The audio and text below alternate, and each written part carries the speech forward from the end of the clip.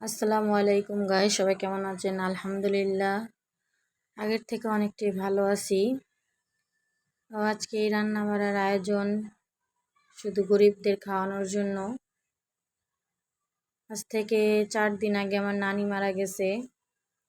তো খুবই মন খারাপ ছিল, খুবই অসহায় হয়ে পড়ছিলাম। মাথার উপরে থেকে একটি ছাদ চলে গেছিল।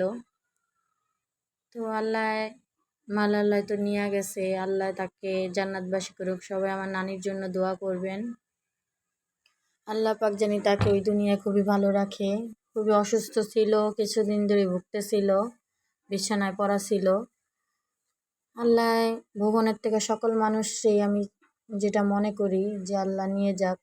আজকে আমাদের বুক খালি হয়ে গেছে, তারপরও আমি বলি যে আল্লাহ ভুবনের থেকে আমার নানিকে শান্তির ঘুম দিয়ে দিছে, আলহামদুলিল্লাহ। আরেক দিক দিয়ে আমরা পুরাই ভেঙে পড়ছি। আমার আম্মা তো আরো বেশি ভেঙে পড়ছে। বুঝতেই পারেন যে ওর মাথার উপর তো একজন ছাদ গেলে কেমন লাগে। তো আমাদের বুক খালি করে চলে গেল আমার নানি ওপারে। তো সবার জন্য এখানে রান্না করা হইতাছে, গরিবদের জন্য। তোমার নানির জন্য সবাই দোয়া করবেন, আল্লাহ পাক তাকে জানি জান্নাতবাসী করে, আমিন। এখানে আজকে গরিবদের খাওয়ানোর জন্য 2 ডেক বিরিয়ানি রান্না করা হইতাছে। 1 ডেকের মতন আমরা মাদ্রাসায় এতিমখানায় দিয়ে দিব, আর 1 ডেক যারা গোসল করাইছে, কবর দিয়েছে, তাদের জন্য রান্না করা হইতাছে। তো আমার কথায় যদি কোনো ভুল ত্রুটি হয়ে থাকে অবশ্যই ক্ষমা দৃষ্টিতে দেখবেন। এবং আপনারা আমার নানির জন্য সবাই দোয়া করবেন যেন আমার নানি খুবই ভালো থাকে। ওপারে এই দুনিয়া অনেক কষ্ট করছে, খুবই অসুস্থ ছিল। তো আমার নানির জন্য সবাই দোয়া করবেন। এখানে যে রান্না করা হইতাছে, আজকের বাবুচি রান্নাগুলো খুবই ভালো ছিল। বাবুচি বলতে আমার খালতো বোনের জামাই পাক করে। তো তার রান্নাগুলো আলহামদুলিল্লাহ খুবই ভালো ছিল, মাশাআল্লাহ।